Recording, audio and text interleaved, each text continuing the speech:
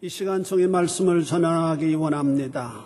말씀과 함께 역사하시는 주님, 이 시간 말씀을 듣는 심령들 위에 성령으로 함께하여 주셔서 말씀을 듣는 중에 저들의 모든 문제들이 해결함을 받게 하나님 인도하여 주시고 질병에서 자유하게 하시고 마음에 한없는 평강이 강같이 그 마음을 지배할 수 있는 복된 시간이 되어지게 하나님 인도하여 주옵소서. 오늘 미참한 심령들 어디에 있든지 간에 지키시고 권고하여 주옵소서. 예수님 거룩하신 이름 받들어 기도 올리옵나이다. 아멘. 오늘 제목이 하나님을 경험한 므낫세라고 하는 제목입니다. 우리 한번 따라서 보겠습니다. 하나님을 경험한 므낫세. 우리가 신앙생활을 하면서 일생에 한두 번은 하나님의 실존을 경험하는 자들이 되어져야만 됩니다. 한 번도 하나님이 계심을 경험하지 못하고 살아가는 사람이 있다면, 그런 성도가 있다면 어떤 의미에서는 좀 불행한 일이 아니겠나라고 생각이 됩니다. 참 기도의 응답을 통해서 야, 이거 정말 하나님 살아계시구나, 아니면은 영적 체험을 통해서 하나님의 살아계심을 경험한다든지, 이런 것들은 우리의 참 불확실한 시대를 살아가는 이 시대의 사람들에게 굉장히 중요한 사건이 되어진다라고 하는 사실입니다.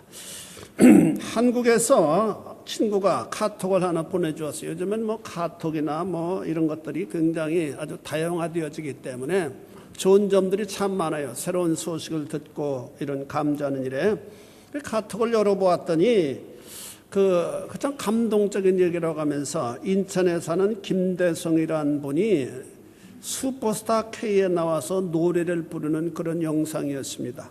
아마 여러분도 보셨을 겁니다.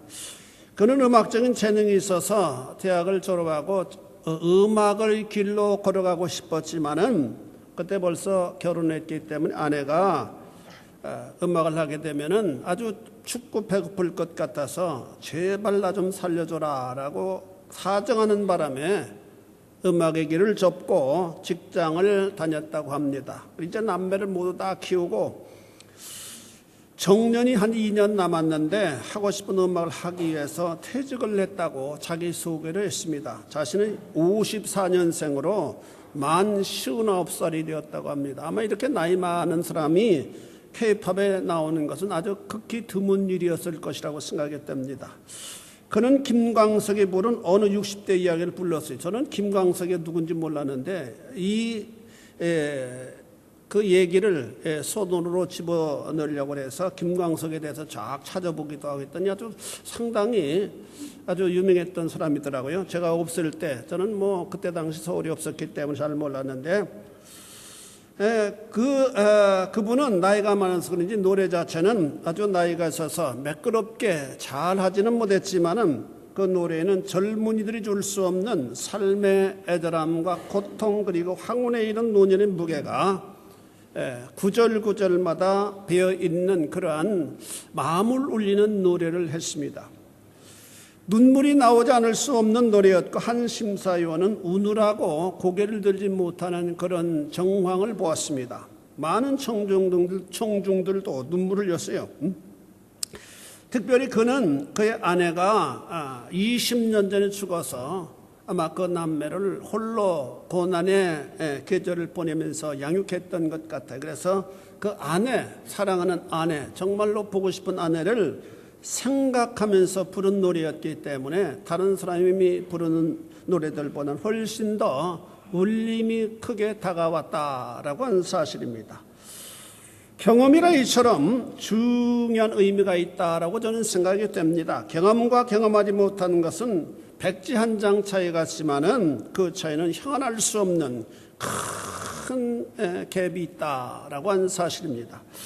특히 신앙생활 중에 영적 경험은 그 전생에 있어서 놀라운 그 전생에서 놀라운 하나의 기본을 갖게 됩니다.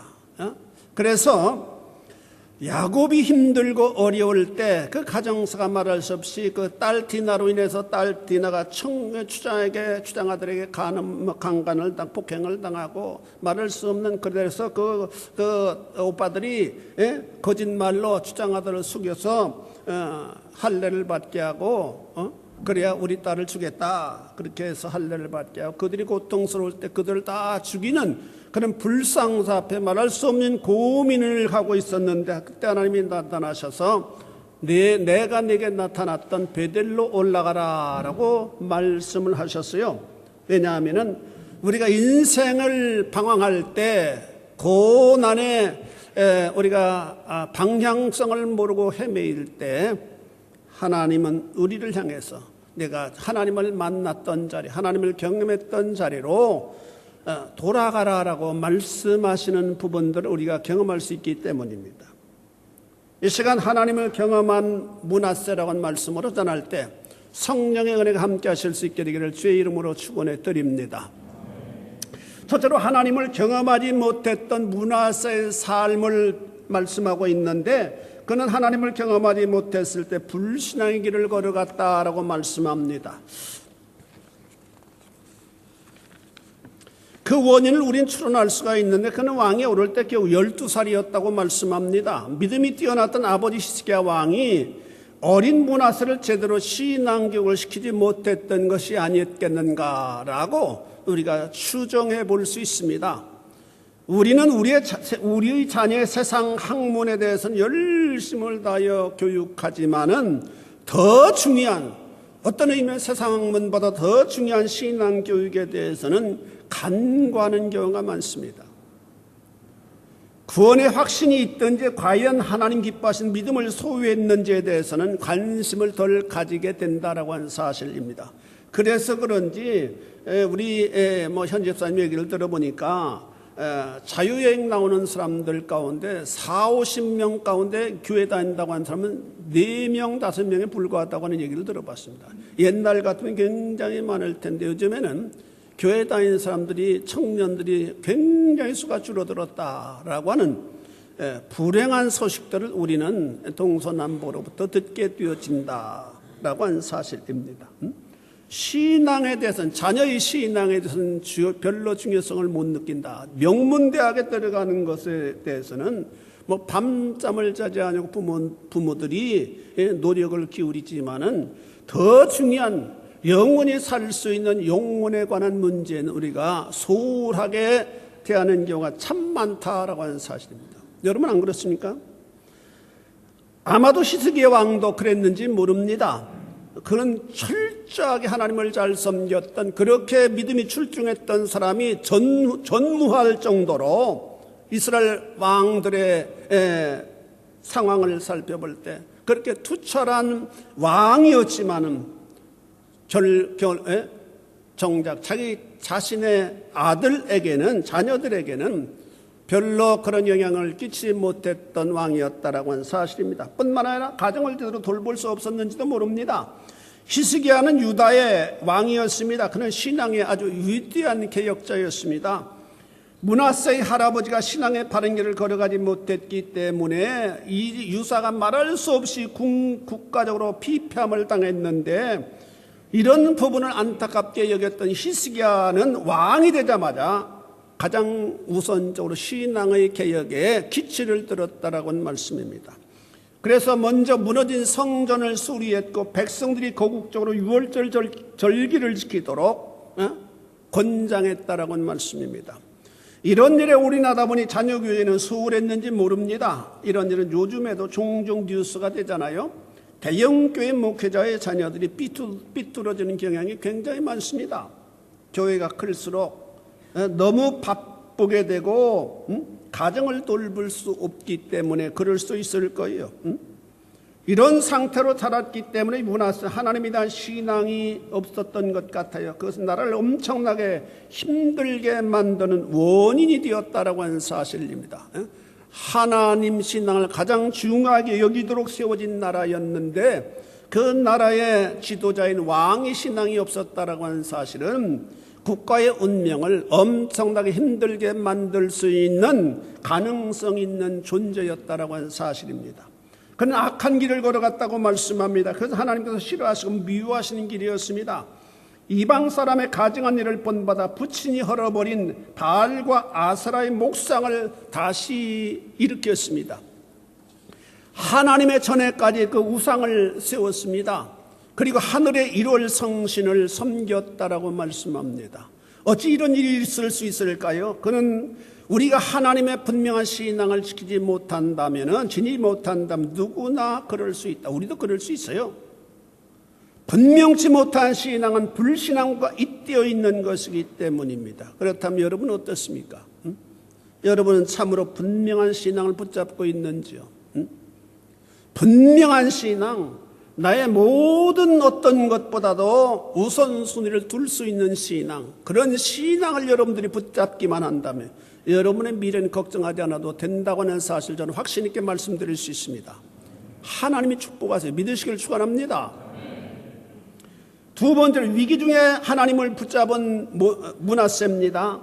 위기를 므낫세는 만났습니다. 강팍했던 므낫세는 하나님께서 여러 번 선지자들을 통해서 말씀하셨지만 듣질 않았어요. 그러다 하나님께서는 아수르 왕의 군대를 움직이셨습니다. 11절에 보니까 여호와께서 아수르 왕의 군대 지휘관들이 와서 시기하시며 그들이 므낫세를 사로잡고 쇠사슬로 결박하여 바벨론으로 끌고 가니라. 사람은 원래 미련해서 잘 상황을 깨닫지 못하는 약점이 있습니다. 그래서 선지자의 충고를 경청하지 않고 대비하지도 않았습니다. 만약 므낫세가 하나님께서 하신 말씀 깨달았더라면 그처럼 깊은 실패의 진흙탕에 들어가지 않았을 겁니다. 이런 역사는 이 시대 우리에게 동일하게 적용되는 하나님의 방법입니다. 우린 나에게 말씀하시는 주님의 음성에 민감하게 순종할 수 있어야만 합니다. 그러기 위해서는 목회자를 존중해야만 돼요. 목회자를 통해서 하나님 말씀하시기 때문입니다. 믿으시길 축원합니다. 목회자와 관계가 좋지 않으면 틀림없이 그 사람의 신앙은 바른 길을 걸어갈 수 없도록 되어 있어요. 우리는 이런 예를 성경에서 얼마나 많이 보는지 모릅니다. 악한 왕의 특징은 언제나 선지자를 가볍게 여겼다고는 사실입니다. 그래서 그를 통해 말씀하신 하나님의 말씀도 중요하게 여기지 않았습니다. 그러나 지혜로운 왕은 그 반대였습니다. 하나님께서는 항상 당신의 선지자를 통하여 말씀하신다는 사실을 깨닫고 선지자를 통해 주신 말씀을 두려움으로 받습니다. 다윗이 그랬잖아요.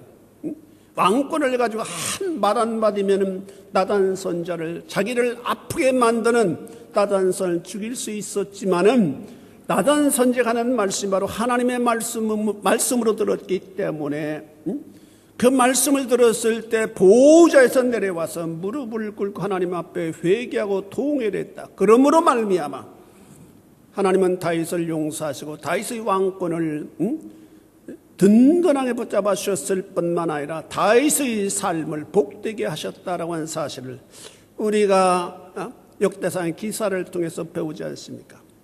뿐만 아니라 저는 생명의 위협을 느꼈을 때 하나님을 찾았습니다. 므낫세는 아수르의 군대에서 비참하게 끌려갔다고 말씀합니다.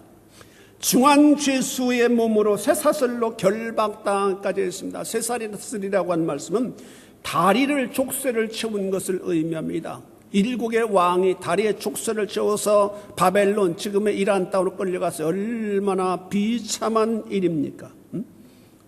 일국의 왕의 신하들과 백성들이 바라보는 상황에서 벌어진 일이었으니 말입니다.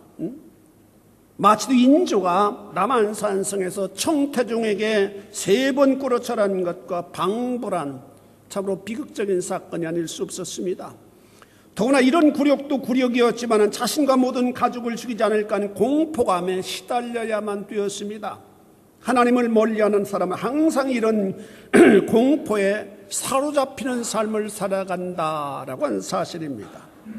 하나님의 신앙을 버릴 때 이렇게 비참한 지경에 처할 수 있다고 하는 말입니다. 이런 일이야말로 하나님의 섭리로 되어진 사건이다. 하나님 앞에 불순종할 때 하나님이 사인을 주셨는데 하나님이 말씀하셨는데도 불구하고 그것을 거절할 때 하나님께서는 마지막 수단으로 이런 방법을 사용하시는 분이시다라고 하는 사실입니다. 이런 어려움 앞에서 문하세 하나님 앞에 기도했으나 이 12절에 보니까 그가 환난을 당하여 그 하나님 여호와께 간구하고 그의 조상들이 하나님 앞에 크게 겸손했다라고 한 말씀은 보통 겸손한 것을 의미하니라 절대적 겸손했다라고 한 사실을 의미합니다. 나를 구원해 주실 수 있는 분, 나를 이 부끄러움에서 돌이켜 주실 수 있는 분, 나를 회복시켜 주실 수 있는 분, 그분은 주님밖에 없습니다. 그분은 하나님밖에 없습니다. 라는 사실을 인정하고 철저하게 하나님 앞에 겸비했다라고 하는 사실입니다. 아무리 왕이라 하더라도 하나님 기뻐하지 않으시면 소용없게 된다는 사실을 그가 몸으로 경험했기 때문입니다.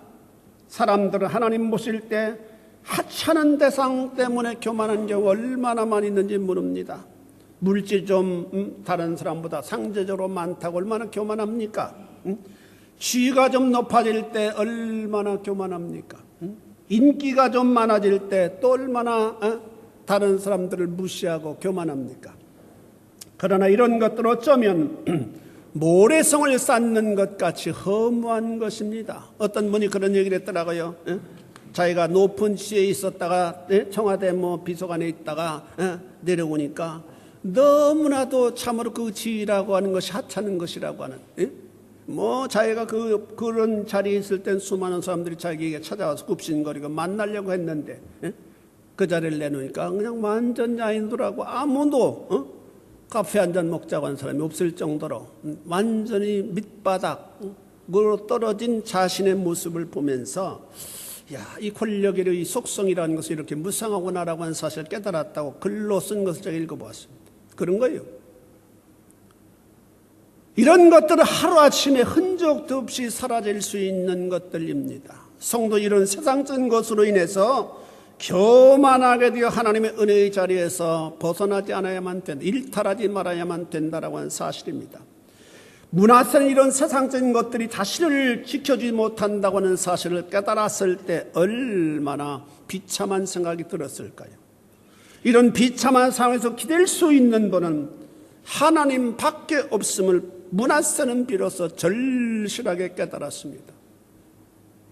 그는 나름대로 조국의 안녕과 평안을 위해서 그 어떤 왕들보다도 우상을 섬기는 데 열심을 다했습니다. 우상을 섬긴 일이 자기 자신을 위해서 섬기는 일에 열중했을까요? 아니었을 거라고 나는 생각합니다.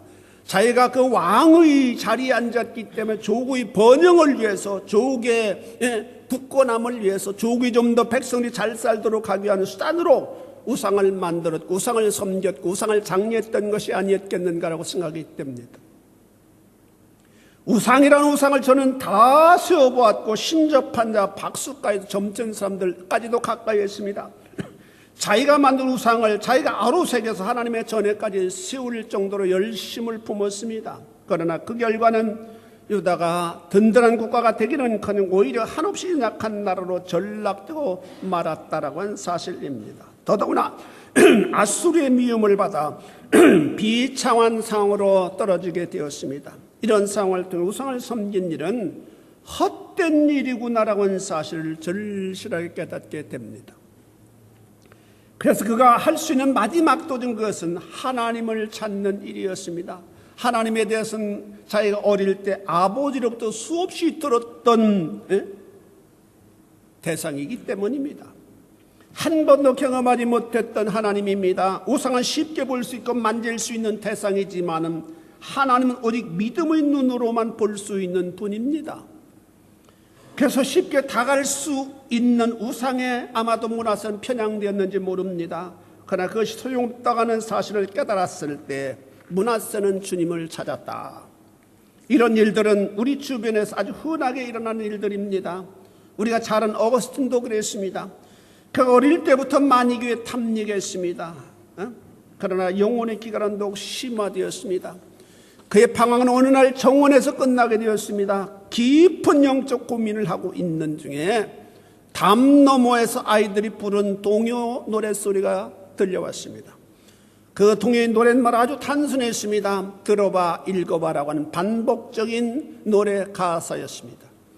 그는 이상하게도 그 노랫말에 이끌려 탁자에 놓은 성경을 들었습니다. 그리고 성경을 딱 펴서 첫 번째로 눈에 들어온 구절이 바로 로마서의 말씀이었습니다. 로마서 13장 12절에서 14절, 정확한 13절에서 13장 13절의 말씀이라고 합니다. 낮에와 같이 단정향하고 방탕하거나 술 취하지 말며 음란하거나 호색하지 말며 다투거나 시기하지 말고 오직 주 예수 그리스도로 옷 입고 정욕을 위하여 육신의 일을 도모하지 말라라고 하는 말씀이 확 들어왔습니다. 그 말씀을 통하여 주님을 그 순간 만나게 되었습니다. 그리고 고백했습니다. 주여, 이제야 당신의 십자가 밑에서 비로소 안식을 누릴 수 있게 되었습니다 라고 말입니다. 그리고 자기의 본연의 길을 걸어갔습니다. 그는 계속해서 수돈을 만들고 튀니의 수돈을 만들고 그 수돈에서 죽을 때까지 나오지 아니함으로 말미암아 그는 5세기에 한 명 나올 정도로 위대한 신학자, 위대한 철학자가 되어질 수가 있었다라고 하는 사실을 역사는 우리들에게 증거해 주고 있습니다. 우리가 하나님을 만나야, 하나님을 경험해야 우리의 본분의 자리에 들어갈 수 있게 되어진다라고 하는 사실입니다. 세 번째로 하나님을 알게 된 므낫세입니다. 교만을 철저하게 회개했습니다. 상황이 사람을 만든다라고 하는 말이 있어요. 므낫세가 만난 처절한 상황은 하나님을 향해 회개하지 않을 수 없었습니다. 일국의 왕이라고 하는 자리가 너무나도 보잘것없는 자리임을 통감하지 않을 수 없었기 때문입니다. 현적은 아수르 왕의 노여움을 받고 발목에 쇠고랑을 채워 끌려갔기 때문입니다. 이제 주변에 아무도 없습니다. 자신이 의지할 수 있는 대상이 하나도 없습니다. 그런 상황에서 므낫세는 하나님을 찾았습니다. 아버지 히스기야가 그토록 성심을 다해 섬겼던 하나님입니다. 조기 위기를 만날 때 아버지가 하나님을 향해 간절히 기도함으로 하나님의 도움을 통해서 나라를 구했다고는 사실을 익히 들었던 므낫세였습니다. 아버지가 평소에 하나님에 대해서 수없이 가르쳐 주었습니다. 그런데 듣지 않았습니다. 그리고 나라가 망한 비참한 상황에서 비로소 이제까지 제쳐두었던 하나님을 찾았습니다. 참으로 염치 없는 일이었습니다. 그럼에도 불구하고 하나님은 그의 기도를 들어주셨습니다. 사랑의 하나님이시기 때문입니다. 기도의 응답을 받았습니다. 13절 이렇게 말씀하고 있습니다. 기도하였으므로 하나님이 그의 기도를 받으시며 그의 간구를 들으시다 그가 예루살렘에 돌아와서 다시 왕위에 앉게 하시매 므낫세가 그제서야 여호와께서 계신 줄을 알았더라. 우리 한번 따라서 해보겠습니다. 므낫세가 그제서야 여호와께서 계신 줄을 알았더라. 여러분, 하나님 앞에 간절히 소원한 부분들이 얼마나 많이 있습니까? 그렇다면 그 소원들을 하나님 앞에 간절히 한번 아뢰보실 수 있게 되기를 바랍니다. 새벽마다 오시든지 시간을 정해놓고 오시든지 하나님 앞에 오셔서, 교회 앞에 오셔서 한번 기도해 보시고 그 부분이 구체로 응답을 받음으로 말미암아 정말로 내가 이제 응답을 받고 보니까 하나님이 계시는구나 라고 하는 사실을 여러분 모두 개인적으로 경험하실 수 있게 되기를 바랍니다. 본문을 통해 우리가 이해할 수 있는 것은 므낫세 하나님 앞에 기도하기를 아마 두 가지 기도했던 것 같아요. 조국으로 나를 돌아가게 해주십시오. 조국으로 돌아가게 해주십시오. 또한 내가 너무 억울합니다. 왕의 자리 한 번만 더 앉게 해주셔서 내가 이제까지 행했던 모든 불신앙적인 모든 부분들을 청소하고 하나님을 바르게 섬기다가 내가 세상을 떠나기를 원합니다. 이 두 가지를 기도했던 것 같아요. 그래서 그 두 가지를 하나님께서 응답해 주심으로 말미암아 므낫세 그제서야 여호와께서 계신 줄을 알았다라고 말씀하고 있기 때문입니다. 아수르에게 조공을 드렸던 상황에서 배신한 므낫세였기 때문입니다. 그런 상황에서는 보통 그를 볼모로 잡고 다른 사람으로 조공을 잘 드릴 만한 사람으로 왕을 세우는 것이 보편적인 일입니다. 그래서 므낫세의 기도는 현실적으로 상식을 뒤엎는 그런 어려운 기도일 수도 있었습니다. 그러나 하나님께서는 므낫세의 기도를 들으셔서 기도한 대로 이루어 주셨다라고 말씀합니다. 이런 응답을 통해 므낫세는 하나님을 발견하게 되었습니다. 하나님의 긍휼하심을 깨닫게 되었습니다. 그 하나님을 체험하고 얼마나 므낫세는 후회의 눈물, 감사의 눈물, 감격의 눈물을 흘렸을까요? 므낫세는 온전히 회복되었습니다. 그는 포로에서 돌아오자마자 이제껏 만들었던 우상들을 다 파괴시켜버린 일에 열심을 냈습니다. 그리고 여호와의 전을 수축하고 화목제와 감사제를 드리고 백성들에게 이제 하나님만을 섬기라고 명령을 내렸습니다. 사랑하는 성도 여러분, 우리는 하나님을 경험하지 못함으로 믿지 못하는 경우가 얼마나 많은지 모릅니다. 우리의 신앙생활이 형식적인 신앙생활, 습관적인 신앙생활로 머무는 경우가 참 많습니다. 아무리 말을 많이 들어도 내가 경험하지 못하면 소용이 없잖아요. 하나님을 경험해야 비로소 신앙은 출발할 수 있게 됩니다. 아무리 신앙의 환경 속에 살아고 많은 영향을 받고 자랐다 하더라도 내가 경험하지 못하면 믿을 수 없게 됩니다. 믿어지지 않으니 어떻게 하겠습니까? 저에게 목사님의 아들이었는데 교회를 나오지 않았던 그런 교인이 있었어요. 교회를 거의 안 나왔어요. 그의 아버지는 신학교 교장으로 학교의 설립자가 되시는 분이라고 합니다. 그런데 연세가 많아지니까 자식에게 그 자리를 물려주어야 되니까 들어오라 해서 들어갔습니다. 모든 거 정리하고. 신앙이 없는데 그 일을 어찌 감당할지 참 염려가 되었으며 그래서 마지막이라도 나와서 신앙을 다시 한번 추수 주고 들어가야만 되지 않겠느냐 했더니 그냥 못 나오더라고요. 면구스러워서 못 나왔는지 모르겠지만은 하나님을 만나지 못한 상황에서 종교행위를 하는 일처럼 힘들고 고달픈 일은 없습니다. 우리는 하나님을 만나야만 합니다. 기도를 통해서든지 아니면 예배를 통해서든지 아니면 찬송을 통해서라든지 하나님은 여러분을 만나주시를 기뻐하시는 분입니다. 로마에 계시는 어간에 반드시 여러분 개인적으로 하나님을 인격적으로 만나실 수 있게 되기를 주의 이름으로 축원해 드립니다. 그래야 신앙의 참맛을 느끼게 됩니다. 그리고 이제부터는 정말 하나님 제일 중심으로 삶을 계획하게 되고 펼쳐나갈 수 있게 됩니다. 뿐만 아니라 우리가 인생의 여로에서 어려움을 당할 때 곁길로 한없이 지나쳐갈 때에도 돌아올 수 있는 터닝 포인트가 주어지게 됩니다. 왜냐하면 삶의 기준은 내가 하나님을 만났던 때, 그때를 늘 그리워하며 내가 서는 현재에서 그때를 거울로 삼아서 내가 곁길로 많이 왔구나, 내가 잘못된 길로 많이 탐욕의 이 길로 걸어가고 있구나, 그때로 돌아가야 되겠구나. 그때 하나의 돌아갈 수 있는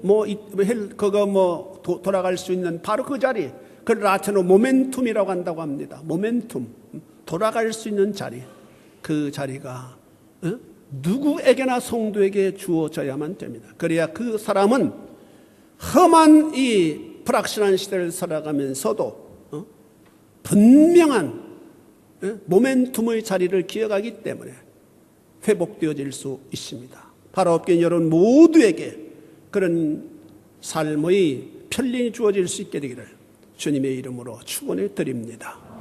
기도하시겠습니다. 자비하신 아버지 하나님, 주님의 은혜를 감사를 드립니다. 우리가 이 시간 므낫세에 대해 살펴보며 은혜를 나누게 하나님 인도하여 주심을 감사합니다. 므낫세는 하나님을 알지 못했을 때 정말로 악한 길만을 고집하며 살아갔던 고집불통의 사람이었습니다만은 그가 고난을 통해서 하나님을 만난 다음에는 정말로 하나님 앞에 바른 삶을 살아가기 위해서 몸부림쳤던 왕이었다고는 사실을 우리는 배우게 하나님 인도하여 주심을 감사합니다. 아버지의 하나님, 우리가 로마를 하나님께서 비전을 우리들에게 있기 때문에 보내주셨는데 로마에서는 시간적 여유가 있습니다. 이 시간적 여유가 있을 때 먼저 하나님을 만나는 일에 우리가 골몰하게 하나님 인도하여 주셔서 하나님을 경험하게 하시고 그러므로 우리의 삶의 가장 중요한 아버지며 자리가 아버지처럼 되어질 수 있도록 주님이여 도와주옵시기를 바랍니다. 그래서 남은 여생 온전히 하나님의 영광을 도모하는 삶의 길로 걸어갈 수 있는 심령들이 되어질 수 있도록 주님 축복하여 주옵소서. 예수님 거룩하신 이름 받들어 기도 올리옵나이다. 아멘.